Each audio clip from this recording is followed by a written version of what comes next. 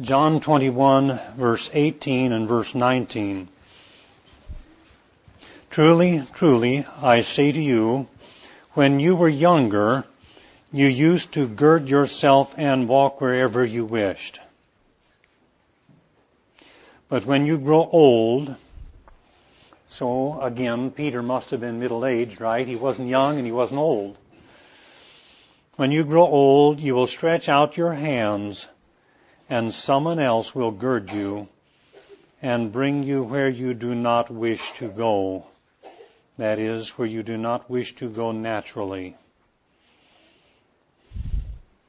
Before Peter was a Christian, when he was young, he went wherever he wanted. His own will, his own way, his own wish. Now as a Christian, he's going to be led. The Lord is prophesying he'll be led to where he doesn't naturally want to go. What's he talking about? Verse 19 gives us the answer. Now this he said, signifying by what kind of death he would glorify God. So the Lord was talking about telling Peter, you're going to die a violent death. It's going to be a violent departure for you. And that would glorify God. And when he had spoken this, he said to him, follow me. When he had spoken this, he said to him, follow me. This thought that I would like to bring out here is dying to the glory of God. Dying to the glory of God. 5 points. Number 1, the certainty of death. Peter, you're going to die. The Lord was telling him ahead of time, you're going to die. He knew that, but the Lord was telling him that. And so it is for us, each one of us here, unless the Lord comes first when we're still alive and are raptured out, we will die. We always think it's going to be somebody else that's going to die, but no, I will die. I will die. And we ought to be ever mindful of that. Mindful of death, mindful that our flesh is weak and that our days are few and that death is certain and judgment is righteous and eternity is long, and then this world is nothing but a dressing room in preparation for eternity. Prepare, prepare, prepare. And there is no preparation apart from being in union with Christ, but through Him we can prepare and we can die in a glorious way. So death is certain. Death, sin entered the human race, right? Romans 5:12, sin entered, an invasion, and sin entered the human race, and with it death also. And it says death spread to every man. Just like a disease, death spread to every man. It says in another place, speaks of the reign of sin and death. Is that your worldview? That this world is an evil world ruled by sin and ruled by death, as though they were two co-tyrants out there managing, ruling, reigning over this present world. So death is certain and death is spread. And I've said this before, I just think of it repeatedly. The farm where I grew up in northeast Iowa, I could go from that farm right on up that gravel road both ways, and I could name off, maybe 25 or 30 farmers that were friends of mine, friends of my father's, and now they are gone. Axel Rasmussen, gone.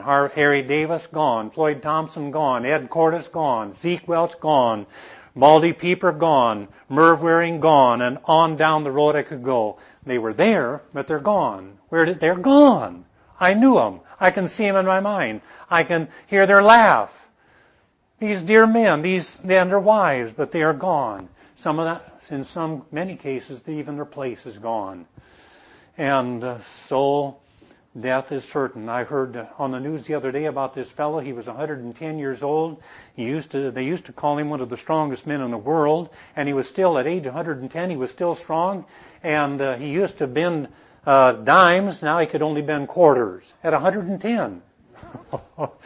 But he was crossing the road and a car hit him and he is gone. I was reading about this fella named Angus McCaskill. Spelled a little different than the the politician, but he grew up in north of Scotland in the Hebrides.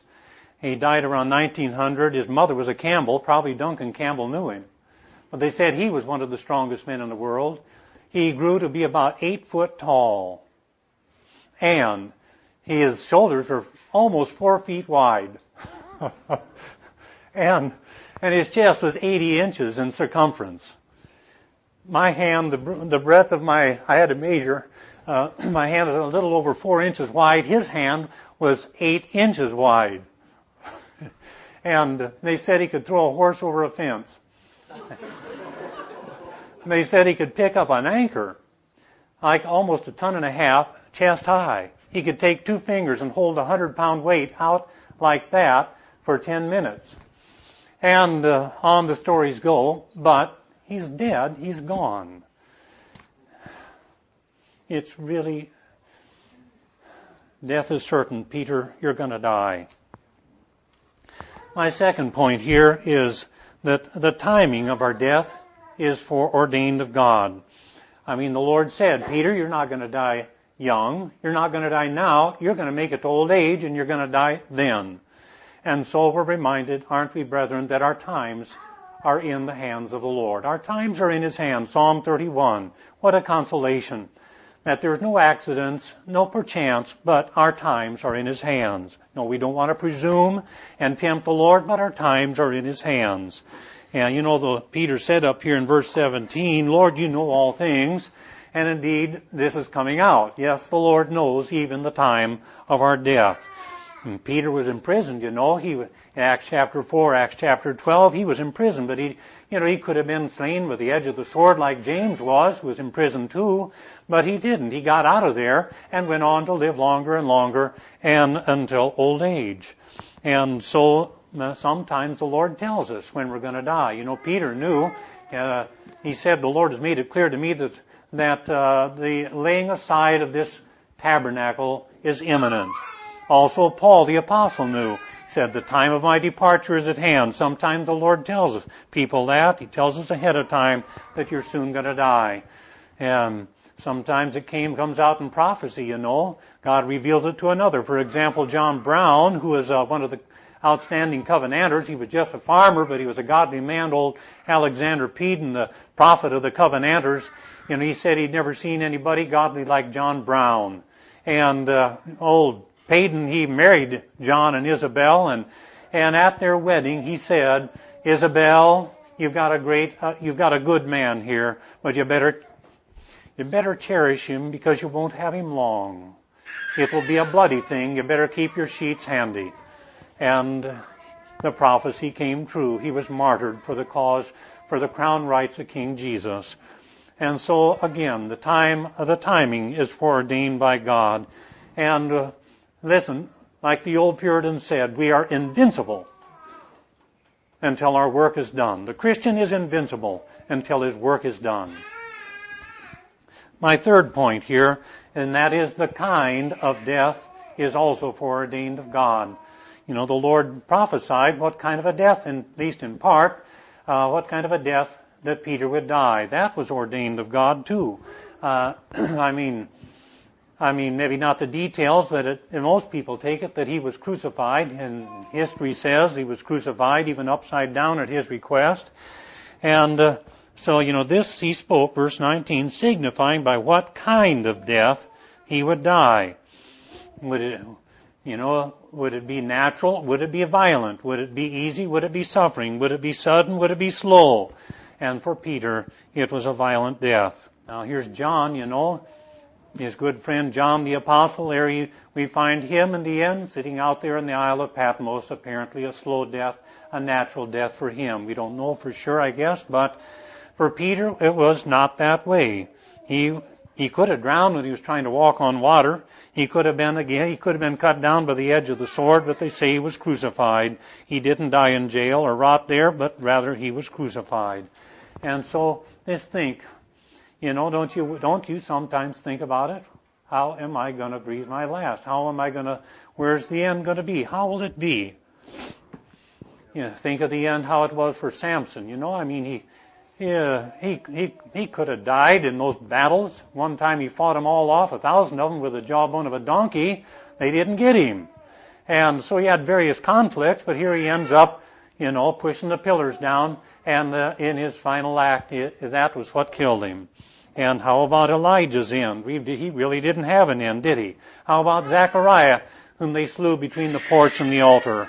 How about Jonathan and David? You'd think David would have been, all the battles that he had, you would have thought that he would have been the one that was killed and battled violently, but no, he dies an easy death, and his good friend Jonathan is the one that's killed in the battlefield. Here's John Bunyan, he sat in those old damp prisons for like 12 years and didn't die, but he ends up dying, catching a cold, and that was the thing that brought him down. How about John Peyton, the missionary to the South Seas? You would think, here he made it, he escaped all these cannibals and ends up dying in old age, an easy death. There was another man named Alan Gardner.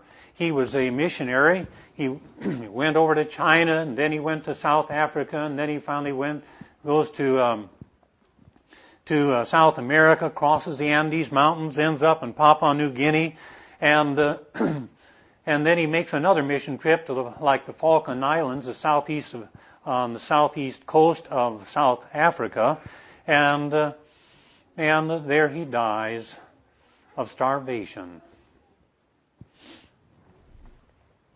How about Spencer Johnson? He was a tree trimmer, All of the trees that he climbed, all the trees that he was up in, and that cherry picker, and all of this dangerous work. And here, Spencer dies picking apples out of an apple tree. We just don't know, do we? One dear old man up in the town I grew up in, he was a pleasant man, lived a peaceful life, and they found him hanging like a scarecrow on the top of a steel post. He was out fixing fence, and there he died that way. And Avery Rogers, he was one of the first preachers down at the Bentley camp meetings. I remember hearing him a few times in the 70s, and lo and behold, he died making a U-turn going to a meeting when he was hit crossways by a semi. And so the Lord knows. That's all you can say. God knows. Lord, you know all things, verse 17. Fourth point. So first, the certainty of death. Second, the timing. Third, the kind of death. And fourth, the goal of our death. The goal of the death of the believer is what? The glory of God. This signifying what kind of death signifying by what kind of death he would glorify God. The glory of God, don't you know, I'm reminding you of something you already know if you're a Christian, and that is the goal of our life is the glory of God. That's the chief end of man. We want our deeds to so shine before men that they may what? Glorify God. In whatever you do, in word or thought or deed, do all to the glory of God. Over and over this comes out in one way or another in the New Testament, 1 Peter chapter 4, that him who serves do so as by the strength which God supplies, that God in all things may be glorified through Jesus Christ. This repeated theme comes up, and this really in a way is the crisis of conversion, like Amberly was bringing out. I live my life for self-glory. Now I want to glorify God in everything I do from here on out. That's Christianity. Living for the glory of God. And the masses of humanity, they die like beasts. Psalm 49, man who dies without understanding and wisdom, like Seth is bringing out, is like the beasts that perish. They just die and are so insignificantly laid aside. We had a dog when I was growing up, called him Tippy, of course, and I told him over and over, we tried to train him, don't chase the cars.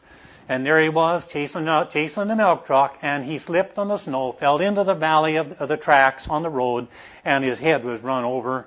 And it was in raw winter. It was so cold you could not dig a hole and bury him. I drug him off, laid him in the ditch. Man who dies without the knowledge of God is like the beasts that perish. But this is not so for the Christian. He lives for the glory of God, and And think of this. We can die for the glory of God too. Our life, our death. Paul says in Philippians 1, whether by life or by death, that Christ may be glorified. Our words, our ways, our attitudes, we want to die cheerfully. We want to die usefully before the Lord. Let me tell you the story about old John Bradford. He lived in the 1500s in England and London, and was saved powerfully at the age of 37, and he left his law study and began to study theology. Eventually was ordained. Little did he realize that he had only 7 years to serve the Lord of glory.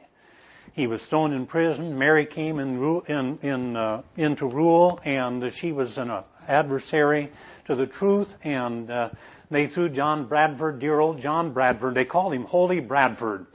I mean, he had a reputation within 7 years for being a holy man of God. And so over a little trivial thing, why they threw him in prison, and they brought him before the officials. Would he renounce what he said regarding the Mass, the Catholic Mass? He would not renounce it, and so they led him away, along with another fellow named John Leaf, a 19-year-old who had made a bold stand for Christ. They led him away to be burned at the stake.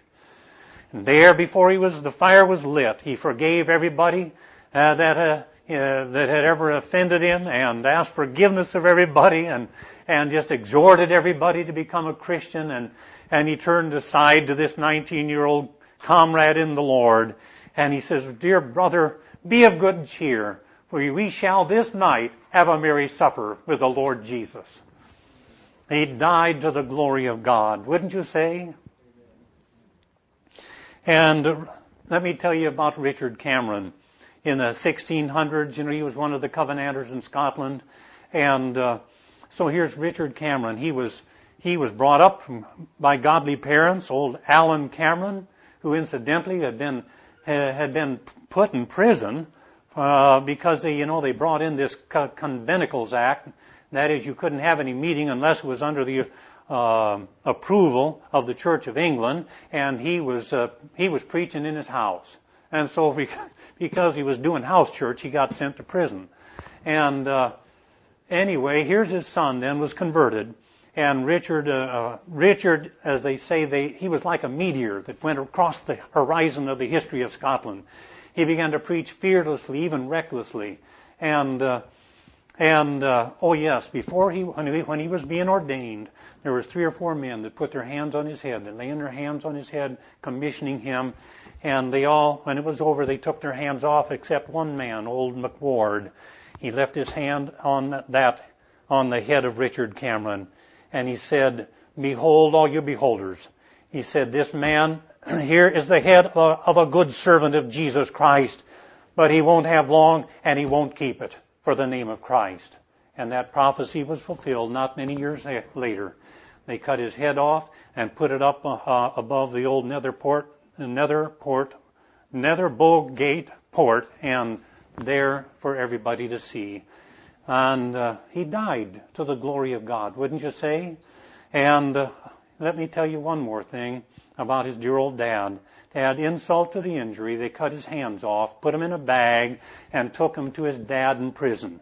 And they said, "Do you recognize these hands?" He looked into the bag, and he took those hands out and kissed them. And he said, "Yes, I know whose hands these are, the hands of my dear son." But he lifted up his voice and blessed God, and he said, "God has never done me any wrong. The Lord is good, and to such a sinner as me." And that man died also to the glory of God. John the Baptist lost his head over reproving a king for adultery. He died to the glory of God. James died, cut down by the edge of the sword, wouldn't you say, to the glory of God, not accepting deliverance. But how about those that are not martyrs? Even they, yes, who died in faith, like Jacob, like Joseph. They died when they were dying. By faith they prophesied. Joseph made mention of the departing of the sons of Israel from Egypt and gave commandment concerning his bones. He says, "You're going out of here, and my bones are coming out of the grave too on the day of the Lord, and so you take care of my bones and get them out as well." And they died also to the glory of God. Elijah, Samson. What about Samson? I have to say he died to the glory of God too. In his last effort, he wanted to die for the Lord, and he gave his life for it. How about old Simeon? Lord, let your servant depart. I've seen your salvation. Bunyan, I mentioned him already, but he died because he caught this cold, and he was on a journey, a 2-day horseback journey, and he got caught in the rain, but he was dying. He was making this trip to be a peacemaker, to reconcile a father and a son. And when he was dying, he lifted up his voice in praise of God and shouted glory, and there he departed to the glory of God. Now let me mention this Alan Gardner again. As I say, after his conversion, he went to China as a missionary, then to South Africa. The door was closed there eventually amongst the Zulus because there was such war. He had to leave. And then his wife died. He remarried. And just 4 months after they remarried, he took his family down to South America. As I say, they crossed the continent over Chile and ended up in Papua New Guinea. And it was just kind of like everything constantly fell apart. And then he had a burden for the Aborigines in South America. And so he organized a team to go down there, 5 men plus him. And they get down there, and this big ship unloads them with 2 smaller ships and then 2 little ships. And when they were trying to make it to shore, all but one ship was destroyed. And the worst part of it all, they forgot the gunpowder. And they died one by one of starvation. But here is what he says. In his diary, they found it about 4 months later. They found the bodies, they found the diary about 4 months later. He records about one of his co-workers was converted. He was never a Christian, and here on this mission, one of his co-workers found the Lord. And here's another one. He rises up from his sick bed, and sings the song, "Arise, my soul, arise." Sings that one verse and breathes his last. He died to the glory of God. And then Alan Gardner himself writes in his diary to his wife a week before his death. He says, "We are passing through a furnace, but blessed be my heavenly shepherd. He is with me, and I do not want. I have perfect peace. My soul waits on him. I pray for patience to await his good pleasure for life or for death, that whether I live or die, I may live or die for his glory." Not one word of complaint from any of those men. Why is this happening? How could this happen? No expression of bitterness toward God. They died giving praise to the Lord for such loving kindness to sinners like them. They died to the glory of God. Bhakt Singh of India. When he died, there was they estimated over 250,000 people in the funeral procession. And the earth shook, and a rainbow appeared around the sun, and the sky filled with pigeons, with doves. That man died for the glory of God. That city of Hyderabad had never seen such a gathering. The name of Jesus was exalted upon the death of Bhakt Singh. So, signifying by what kind of death he would glorify God. Don't you want to go down with your boots on, with your heart right, with your mouth open, in praise of God? My last point is, if our death is to be to God's glory, then it must be preceded by a life of following Christ. By what kind of death he would glorify God. And when he had spoken this, he said, "Follow me." In other words, Peter, forget about what's coming. Just follow me right now, day by day by day, walking in the light. You follow me. Don't worry about that. Don't worry about what other men are doing or what will be done to them. Just you follow me right here, right today.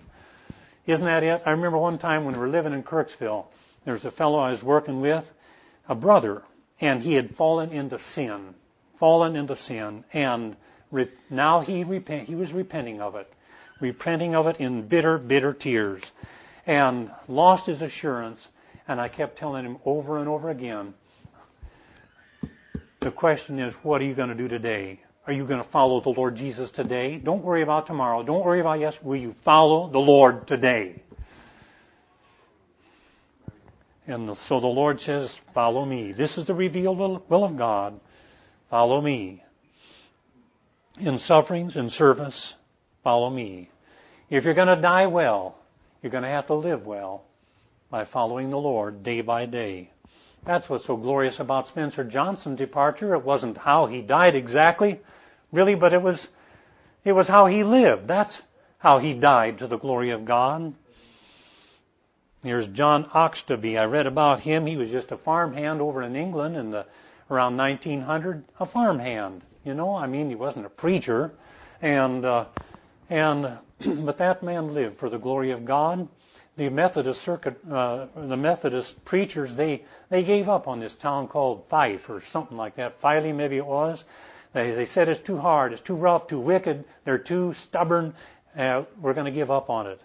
And old John Oxtoby, he says, no, he says, give it to me, send me. And he says, I'll go there and I'll live on potatoes and salt if I have to. And so they commissioned him to go. And as he was entering the city, he got off his horse and got over in a thicket. And he got down on his knees and he started crying out to God, trying to get a hold of God. And he said, Lord, will you be with me? Will you go with me? If you don't, what a fool I'll be. And he got a hold of the Lord and got assurance right there that the Lord would come to that city, to that town. And he began to labor there and preach such as he could. And revival power came to that town. When he died to the glory of God. He says, tell my friends that whatever revelations I've seen, nothing compares to this. And he breathed his last.